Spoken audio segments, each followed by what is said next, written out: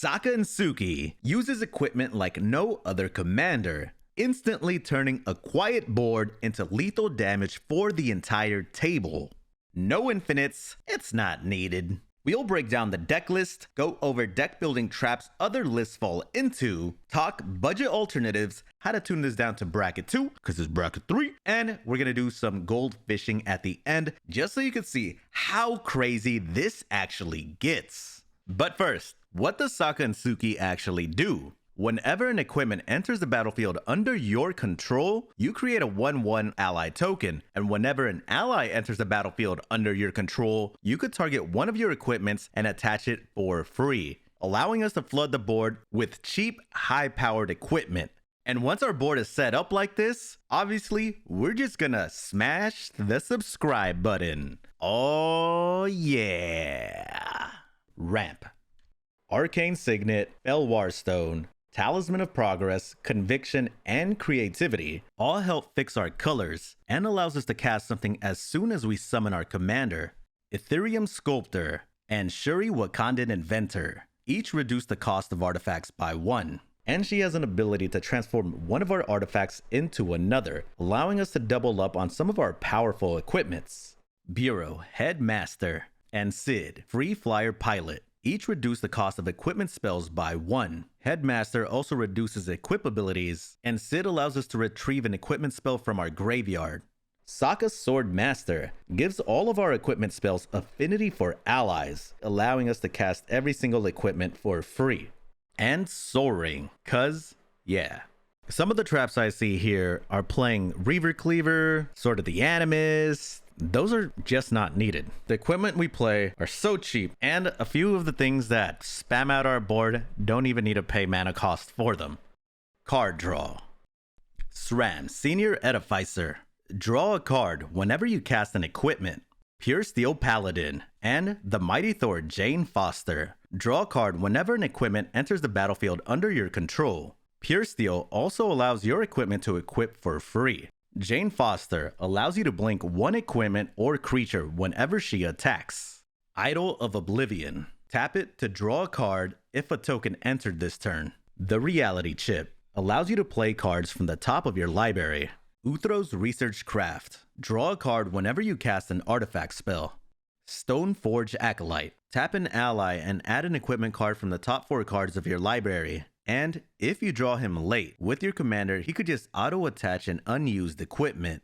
Adaptive Omni Tool. It allows you to add an artifact from the top 6 of your library whenever the creature attacks. The Buster Sword allows you to draw a card whenever it deals damage, and lets you cast a spell for free. Bioorganic Carapace draws you a card for each modified creature you control whenever it deals damage. Swordman's Steel draws you a card for each equipment you control when it enters. Spirit Water Revival shuffles your graveyard into your library, draws you 7 cards, and you have no maximum hand size for the rest of the game. In this deck, the waterbend costs are free. Gilgamesh Master at Arms, the big boss of the deck. Whenever he enters or attacks, look at the top 6 cards of your library and put any number of equipment cards from among them onto the battlefield for free. And Skull Clamp, super good, like really good, like too good. Gives a creature +1/-1, and whenever the equipped creature dies, you draw 2. We could kind of just draw our entire deck with Skull Clamp. And because it's so good, I play Steel Shaper's Gift. It's never not correct to get Skull Clamp. You always go for Skull Clamp every single time. And the common traps I see for draw is just filling the deck with way too many tutors. Other decks want to go infinite or have things in a specific order. We just want to swarm. We just want as many equipment in our hands as possible. So good old card draw goes way farther than tutoring for any specific piece. And if you like what you're seeing so far, make sure to like and subscribe. Every bit of support goes a long way. Thank you. Big Damage. Colossus Hammer, a 1-drop that makes the equipped creature gain +10/+10. Wrecking Ball Arm, a 2-drop that makes a creature's base power 7/7 and can't be chump blocked by creatures with power 2 or less. Excalibur, Sword of Eden, a 12-drop with affinity for historic, gives a creature +10/+0 and vigilance. Adaptive Omni Tool, Swordman's Steel, and Chainsaw all provide damage that scales into the late game. Hexplate Wallbreaker gives you 1 extra combat whenever equipped creature attacks. And finally, Bloodforged Battle Axe gives an equipped creature +2/+0, and whenever equipped creature deals damage, you create a copy of Bloodforged Battle Axe. We could just flood the board after a few turns. Common traps for big damage. Big board enhancers like Sokka's Charge. It gives double strike to all your allies. Super good, but to really take advantage, you already have to have a big board presence. But if you already had a big board presence, you were probably going to win anyways. I would rather have cards that help me build that board and enhance it when I already have it. Support. Sigarda's Aid. It allows you to cast equipment as if they had flash, and you could attach the equipment to any creature of your choice for free, creating for some cool combat tricks, or have an alternate way to build your board when your commander's been removed way too many times. And we do play 3 haste enablers. Therian Wild Rose Warrior, which also creates a copy of each non-token equipment that enters our battlefield, doubling ETBs or attack triggers. Dalico's Crafter of Wonders. It gives our creatures flying, and doubles as a mana dork for artifacts. Frostcliff Siege. It can give our creatures trample and haste, or allows our creatures to draw a card whenever they deal combat damage to a player.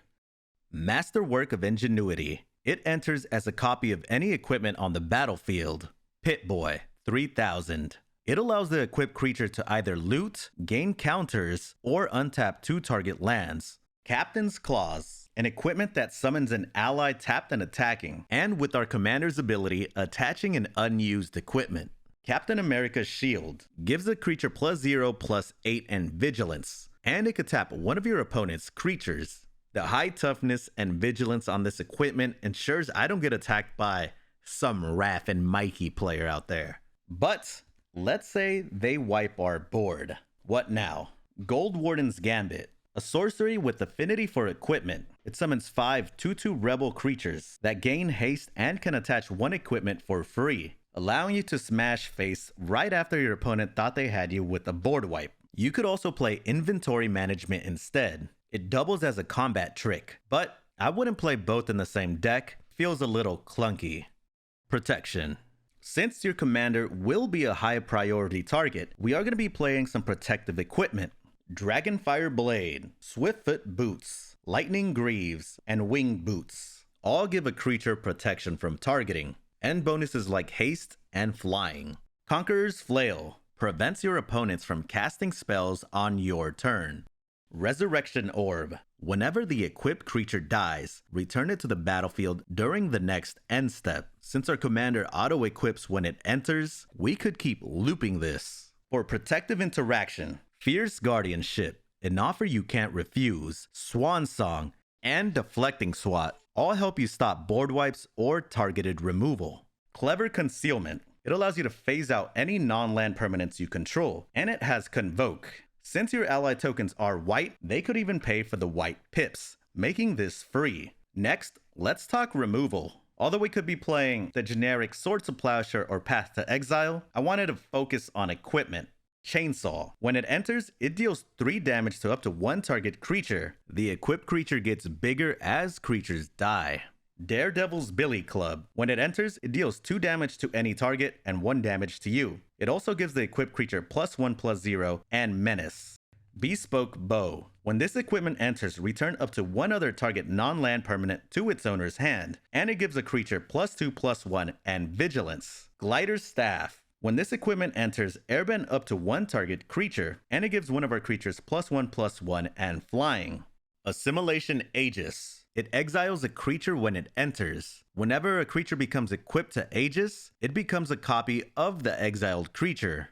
Kamainu Battle Armor gives the equipped creature +2/+2 and Menace. Whenever it deals damage to a player, you go that player's creatures.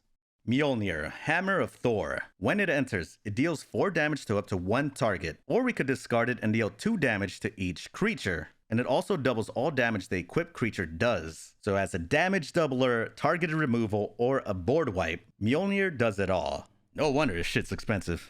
For our non-equipment removal, Boomerang Basics allows you to bounce any non-land permanent on the battlefield. If you bounce your own, you draw a card. Thraben Charm. It either deals damage to a creature, destroys an enchantment, or exiles any number of graveyards. Wear and Tear. You can either destroy an enchantment, artifact, or both.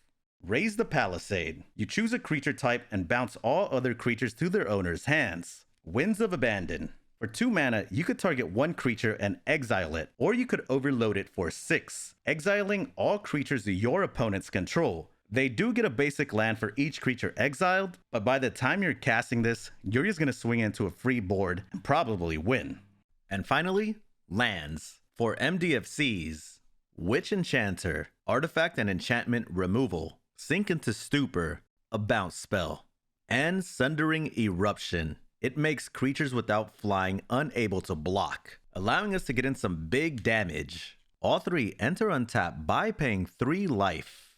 We play all 3 fetch lands, shock lands, pain lands, filter lands, slow lands, pathways, 2 horizon lands, 1 bond land, and 3 basics, 1 of each. For color fixing, we play Aether Hub, Command Tower, Exotic Orchard, Cavern of Souls, Prismatic Vista, Fabled Passage, Multiversal Passage, Perilous Landscape, and Spire of Industry, totaling up to 36 lands including MDFCs. We don't care if we miss our 4th land drop, but we sure as hell need our colors. So if you're going to make any changes, keep that in mind. Budget alternatives. In terms of damage, Excalibur, Swordsman Steel, and Buster Sword could all be replaced by Hulkbuster Armor, Stoneforge Masterwork, and Conformer Shuriken. But to replace Swordsman Steel and Buster Sword for their draw power, you could play things like Joyra Weatherlight Captain or Mystic Forge. Sigarda's Aid. Replace it with Super Soldier Serum. Deflecting Swat, Fierce Guardianship. Just replace it with other cheaper protective spells. Some of my favorites are Slip Out the Back, Dispel, Miscast, or the good old Counterspell. Resurrection Orb could be replaced with Preformal Wear. They won't stop your stuff from getting killed, but it's a way to recur it. Mjolnir. You could just play any other board wipe. Blasphemous Act. What's good about Mjolnir and Swordsman Steel and all these other options is that they're also equipment, which triggers other things.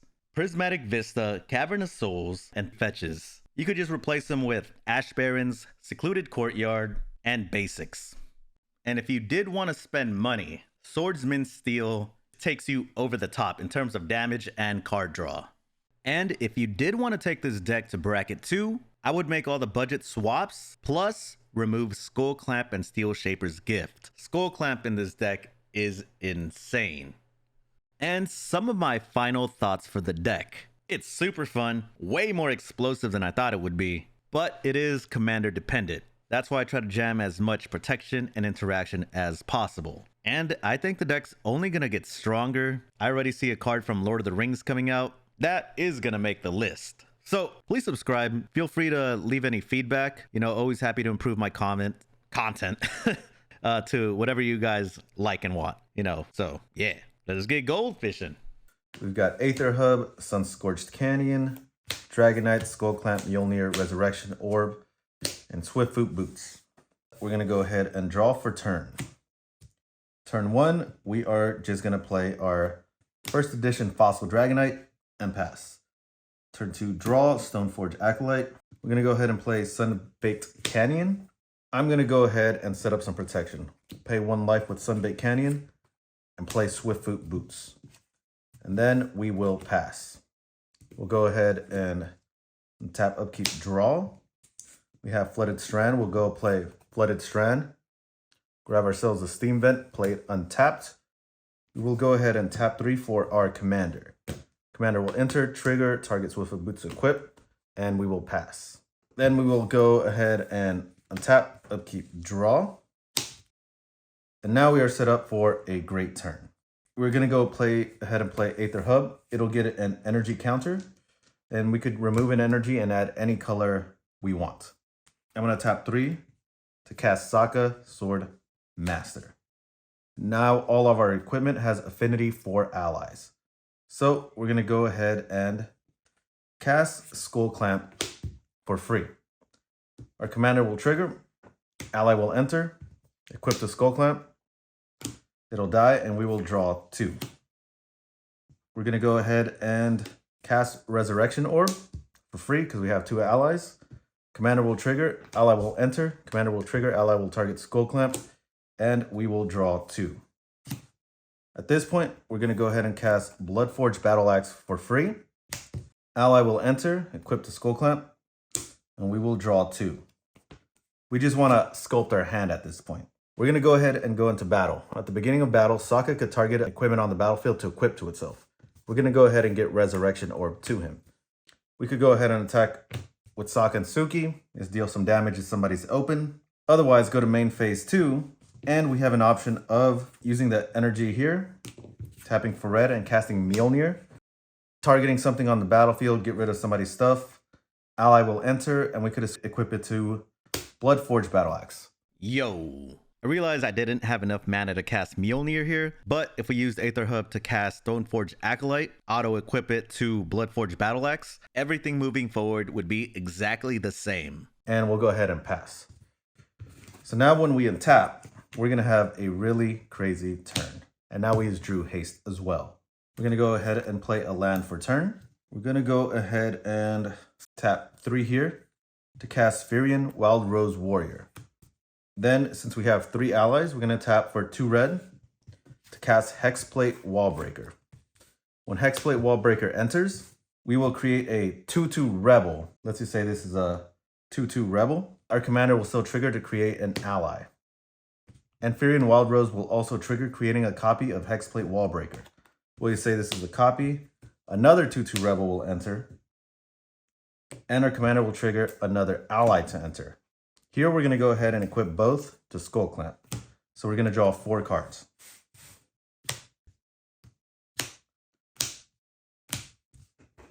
And here we could just cast Colossal Battle Hammer. Firion will trigger, create a copy. Our commander will trigger, create 2 allies there. We will cast Lightning Greaves for free. Firion will trigger, creating a copy. 2 allies will enter. Since we don't care about haste here, we'll get them both to Skull Clamp and draw 4 more cards. And we could cast Buster Sword for free. Here we do want the trigger, so we will have the copy of Buster Sword come in and equip them to 2 allies here. And at this point, who's going to stop us? Pathway, SRAM, Fabled Passage, Hallowed Fountain, Sundering Eruption, Excalibur, and Uthra's Research Craft. Drew another land. Since we don't have a turn 1 play, we're going to go ahead and Fabled Passage, sack it, and get ourselves a nice little island. We're going to go ahead and pass, upkeep, draw, play Hallowed Fountain untapped, use 2 to cast SRAM. Now whenever we cast an artifact spell, equipment spell, we draw a card. Going to go ahead, untap, upkeep, draw. And since we don't have equipment to take advantage of yet, I'm just going to go ahead and supplement our draw power.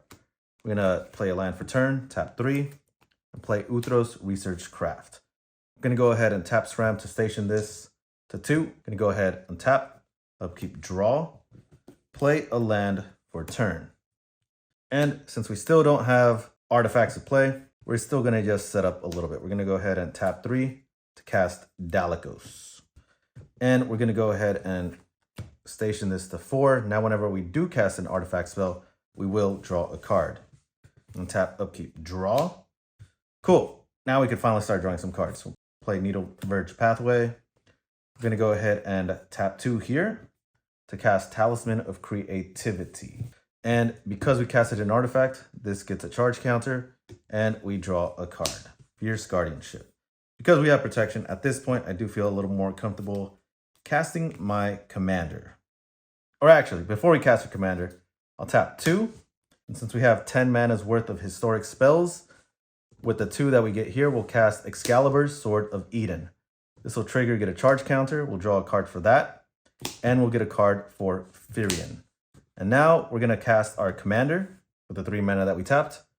And when it enters, it'll equip to Excalibur. And our equipped creatures get flying and haste. So we could immediately threaten somebody with 13 commander damage. And we're going to go ahead and pass. assuming somebody try to, take out our commander, we're going to use the Fierce Guardianship. We're going to go ahead and draw, play a land for turn. And here, we're actually going to play Firion. And whenever an equipment enters, we create a copy of it. Since we do have Ronin's Arsenal here, we're going to go ahead and tap here and here for it. We're going to get a copy of it because Firion, on cast, we're going to draw a card. On cast, we're going to draw another card. This will get another charge counter. At 12, it becomes a flying creature. And our commander is going to trigger, creating 2 allies, equipping it to this. We're going to go ahead and tap this for 2 colorless. Tapping a blue here, 1 colorless floating for artifacts. Cast a reality chip. Make a copy of it. It'll die because of the legendary rule, but it'll create an ally for this. Another ally. This goes to 2. Draw a card for this. Draw a card for this. And we could cast spells from the top with the reality chip. We're going to go ahead and pass since can't really do too much after that. Going to go ahead and draw. And before we play any land, especially when you have the reality chip, you want to start casting from the top of your deck and see what happens first. So we're going to tap white and colorless here to cast Inspired Insurgent. Now we can look at the top again. It's a land, and this is why we don't play a land. Play that land off the top. And here we have Boomerang Basics. We're going to go ahead and tap a blue. And we're going to go ahead and bounce Ronin's Arsenal, I think, to our hand. Because we bounce our own thing, we draw a card. And now we could tap this for 2 colorless for artifacts to cast Ronin's Arsenal again. Get a copy. 2 allies will equip to it. Draw a card here. Draw a card here. It's a station counter. Tap 4 here to cast Swordsman's Steel at this point. This will go to 4. Draw a card here. Draw a card here. Create a copy of it. 2 allies will come in, equip to them. And both of these will draw cards equal to the amount of equipment we have on the field, which at this point would be 1, 2, 3, 4, 5, 6. The first one won't see the other one, so we're actually going to draw 11 cards, 6 and 5. One of the cards we did draw was Masterwork of Ingenuity. Cast Masterwork of Ingenuity to copy Swordsman's Steel again, creating another copy of it, putting 2 more allies on it, drawing more cards, so 13. Here we could cast Soaring with this talisman up there. Tap Soaring, cast Bloodforged Battle Axe, cast Dragonfire Blade. Swordsman's Steel gets +2/+2 for each equipment we control. And right now we have a bunch with flying and haste due to Dalichos, ready to swing at somebody. And that's kind of the power of this deck, and gets crazy. Pretty good, right? Let me know if you would have done any of the plays differently. Otherwise, thanks for watching and make sure to subscribe. You guys are awesome.